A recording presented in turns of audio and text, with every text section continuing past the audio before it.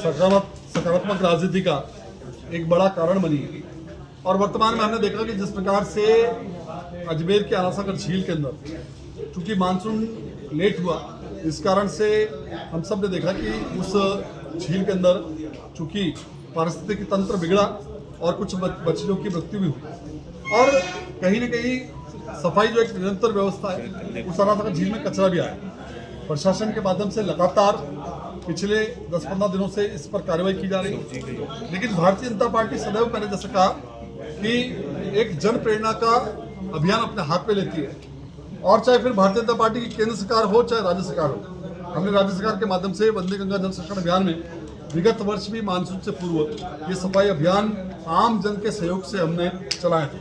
और इस वर्ष भी हमने तय किया है कि दिनांक 22, 23 और 24 ये त्रिदिवसीय जो आनासागर की स्वच्छता का अभियान है, ये सकल राष्ट्रभक्त अजमेर बैनर तले हम सब संस्थाओं को, सब जनता को, सारे स्वयंसेवी संगठनों को जोड़ करके चलाने वाले हैं। इसकी शुरुआत कल प्रातः 6 बजे आनासागर जो पुरानी चौपाटी है उस पर स्थित आनासागर झील के अंदर वहाँ से प्रारंभ की जाएगी। हमारे विधानसभा अध्यक्ष, हमारे समस्त जनप्रतिनिधि, हमारी विधायक अनिता जी बघेल और जितने भी हमारे पास जो सहयोगी कार्यकर्ता है और आम जनता है जिनको हमने आमंत्रित किया है, वो सब आकर के इस आनासागर की स्वच्छता के अंदर अपना सहभागिता निभाएंगे। ये हो सकता है कि सफाई का अभियान निश्चित रूप से हम करने जा रहे हैं। ये एक प्रेरणादायी होता है अजमेर की जनता के लिए कि कहीं ना कहीं आनासागर झील हमारी है, ये हमारा मान बिंदु है। और इसके लिए हम सकारात्मक राजनीति करते हैं, नकारात्मक राजनीति में हम विश्वास नहीं करते। तो मेरा आप सब चैनल्स के माध्यम से आम जनता से अनुरोध है, सभी स्वयंसेवी संगठन संस्थाओं से अनुरोध है कि आप भी आएँ और आनासागर को अपनी झील, अपना मान बिंदु मानते हुए इस स्वच्छता अभियान के अंदर अपना सहयोग प्रदान करें। आनासागर का एजेंडा है, मैं उसके विषय में कुछ नहीं कहना चाहता। वो जनता स्वयं निर्णय करती है कि कौन नकारात्मक राजनीति कर रहा है, कौन सकारात्मक राजनीति कर रहा है, ये जनता निर्णय करती है। उनसे भी अपील करते हैं कि वो भी आए। मैंने अपने पहले इसमें कहा कि जो मैंने डॉक्टर जयपाल से जो कांग्रेस के वर्तमान अध्यक्ष हैं, मैं उनसे भी कहूँगा, वो एक बहुत अच्छे लीडर हैं, विधायक रहे हुए हैं।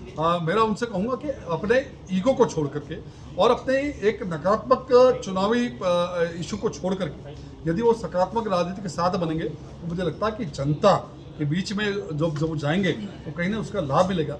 लेकिन किसी गरीब की रोजी रोटी छीन करके एक दिन का बंद करा कर किसी मजदूर को जिस प्रकार से इस बंद के नाम पर परेशान किया जाएगा, उससे उनको कोई लाभ नहीं मिलने वाला नहीं है। इसलिए मेरा सभी मैं कह रहा हूँ, चूंकि सकल राष्ट्रपति अजमेर के आह्वान पर हो रहा है, सभी से मेरा निवेदन है, फिर वो चाहे सारे राजनीतिक दल हो, कांग्रेस हो, अन्य राजनीतिक दल हो, सभी संस्थाएं वो भी आएँ, हमारे इस आग्रह को बड़े मन से, खुले मन से स्वीकार करें और हमारे साथ मिलकर के कंधे से कंधा मिलाकर के स्वच्छता अभियान को अंजाम दें। मैंने मंच से बताया कि इस झील के लिए लगातार हमारी सरकार ने जिस प्रकार से प्रयत्न कर रही है, इस झील के अंदर जिस प्रकार से हम सब ध्यान में आता है कि जो नाले सीधे गिर रहे हैं, उसके लिए अभी वर्तमान में लगभग 20 करोड़ से अधिक की राशि का प्रावधान किया गया है, जिसमें सीवर लाइन और छोटे नालों को सीधा कनेक्ट करते हुए एसटीपी प्लांट तक ले जाना और उसमें जगह जगह पर पंप स्टेशन स्थापित करना।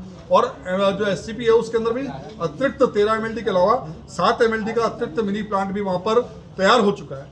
ये सब योजना कहीं न कहीं इस झील को सुरक्षित बनाने के लिए और फिर डीसिल्टिंग के लिए 78 करोड़ का प्रावधान किया गया था। लेकिन मुझे बड़ा दुख होता है कहते हुए कि कुछ विपक्षी दलों ने, हमारे कांग्रेस के ही पदाधिकारी, उन्होंने सिकंदराबाद कोर्ट में दायर किया।